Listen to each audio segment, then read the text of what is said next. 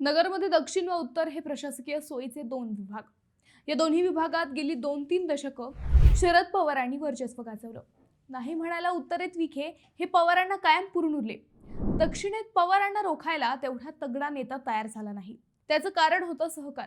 विखे घराणं हे सहकारातील घराणं असल्यानं पवारांना त्यांना जास्त डॅमेज करता आलं नाही. उलट विखेंनीच पवारांना उत्तरेत जास्त स्थिरावू दिलं नाही. गेल्या काही वर्षांपासून भाजपनं दक्षिणेतील राम शिंदेंना ताकद देण्याचा प्रयत्न केला, परंतु हा डाव जास्त यशस्वी झाला नाही. सभापती झालेल्या राम शिंदेंना कर्जत जामखेड वगळता दक्षिणेतील इतर तालुक्यात म्हणावा तेवढा प्रभाव पाडता आला नाही. त्यामुळे गेल्या 10 वर्षांपासून भाजपनं व स्वतः विखेंनी दक्षिणेत लक्ष घालण्यास सुरुवात केली. 2019 मध्ये भाजपनं दक्षिणेची खासदारकी जिंकली. दक्षिणेतील 6 पैकी 3 विधानसभाही जिंकल्या. परंतु एवढ्यावरच थांबता येणार नव्हतं. पवारांना पुरून उरायचं म्हटल्यावर फडणवीसांना विखेंना जास्त ताकद द्यावी लागणार होती. विखेच पवारांना हद्दपार करू शकतात हेही फडणवीसांना माहित होतं. त्यामुळेच मुख्यमंत्री फडणवीसांनी 2024ला विखेंना कॅबिनेट मंत्रीपदासह पालकमंत्री पदही दिलं. त्याची फळं भाजपला लगेच वर्षभरात पाहायला मिळाली. भाजपच्या गेल्या 10 वर्षातला हाच मास्टर प्लॅन आज आपण समजून घेऊयात. नमस्कार, मी अद्वैता आणि आपण पाहत आहात अहिल्यानगर लाईव्ह 24. नगरी राजकारणाचं परफेक्ट अनालिसिस. अहिल्यानगर महानगरपालिकेचा निकाल शुक्रवारी लागला. या निवडणुकीत भाजप व राष्ट्रवादीनं ऐतिहासिक विजय मिळवला.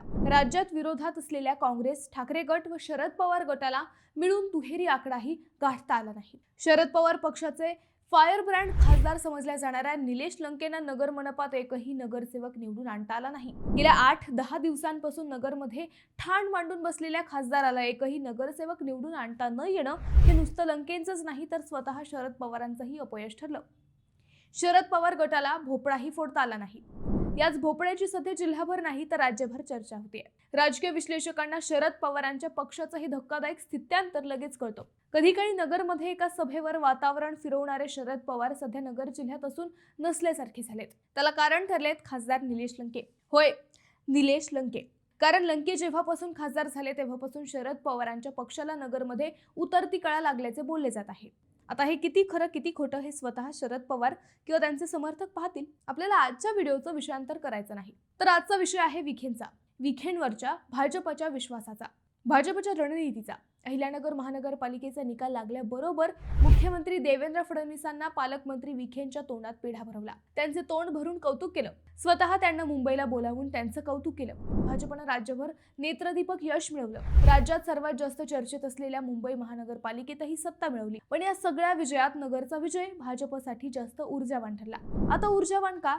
तर कधी काळी पवारांचा बालेकिल्ला असलेला नगर जिल्हा आता जिल्ह्याच्या मुख्यालयासह भाजपच्या ताब्यात आलाय. विधानसभेला भाजप महायुतीनं 12 पैकी 10 जागा जिंकल्या. विरोधातील 1 जागा काँग्रेसला मिळाली व दुसरी शरद पवार गटाला. विधानसभेला ठाकरे गट भाजपनं हद्दपार केला. कधी काळी याच नगर जिल्ह्यात 12 पैकी 6-7 आमदार हे शरद पवारांच्या गटाचे असायचे. दक्षिणेत तर शरद पवारांच्या एका सभेनं वातावरण फिरायचं. शरद पवारांना रोखण्यासाठी भाजपनं अगोदर प्राध्यापक राम शिंदे यांना प्रमोट केलं. त्यात भाजपला काही प्रमाणात यश आलं, पण भाजप त्या यशावर समाधानी नव्हता. त्यानंतर 2019 मध्ये विखे कुटुंब भाजपमध्ये आलं. याच विखे पिता पुत्रांनी पुढची 7 वर्षे पायाला भिंगरी लावून भाजप जिल्हाभर वाढवला.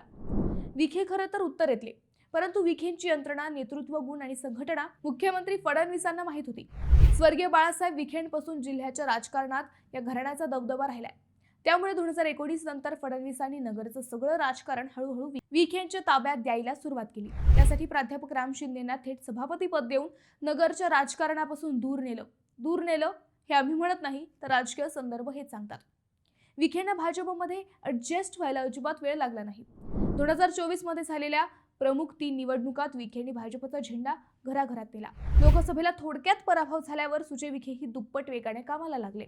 त्यानंतर विखे पिता पुत्रांनी पूर्ण वेळ नगरचं राजकारण, समाजकारण हातात घेतलं. विधानसभेला विखेंच्या नेतृत्वात महायुतीनं ऐतिहासिक कामगिरी केली. त्यानंतर जिल्ह्यातील 12 पालिका निवडणुकातही हाच कित्ता गिरवला गेला. 9 पालिका महायुतीच्या ताब्यात आल्या. त्यानंतर भाजपसाठी सगळ्यात महत्त्वाची होती ती अहिल्यानगर महानगरपालिका निवडणूक. कारण या निवडणुकीमुळे नुसतं शहराचं राजकारण ताब्यात येणार नव्हतं तर अख्ख्या दक्षिणेची गणिते बदलणार होती. नगर शहरावर सुरुवातीला शिवसेनेचा व त्यानंतर शरद पवारांचा प्रभाव होता. हाच प्रभाव कमी करण्यासाठी भाजपला मुसंडी मारावी लागणार होती. शिवाय शरद पवारांची दक्षिणेतील हक्काची उठबसही कमी करता येणार होती. त्यामुळे भाजपनं थेट पवारांच्या हक्काच्या वोट बँकवर लक्ष केंद्रित केलं. दक्षिणेतील विधानसभेचे जसे सगळे अधिकार विखेंना दिले होते, तसेच मनपा निवडणुकीचेही सगळे अधिकार विखेंना दिले. माजी खासदार सुजय विखेंनी आमदार संग्राम जगताप यांना सोबत घेत पालिकेचं परफेक्ट नियोजन केलं आणि जे अपेक्षित होतं तेच करून दाखवलं. शरद पवारांच्या गटाला एकही नगरसेवक निवडून आणता आला नाही. एवढंच कशाला, ठाकरे गट व काँग्रेसला मिळूनही दुहेरी आकडा गाठता आला नाही.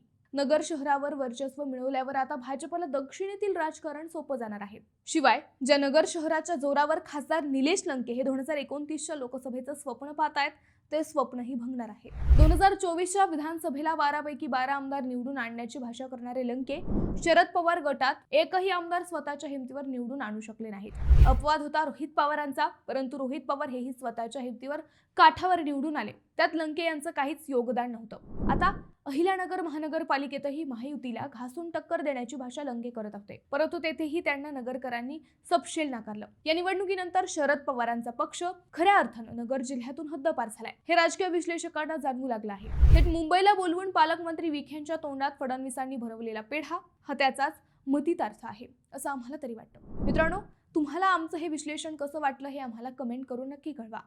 शिवाय व्हिडिओ आवडला असेल तर चॅनलला सबस्क्राईब करून व्हिडिओला लाईक करायला विसरू नका. पुन्हा भेटू नव्या विषयावर. तोपर्यंत धन्यवाद.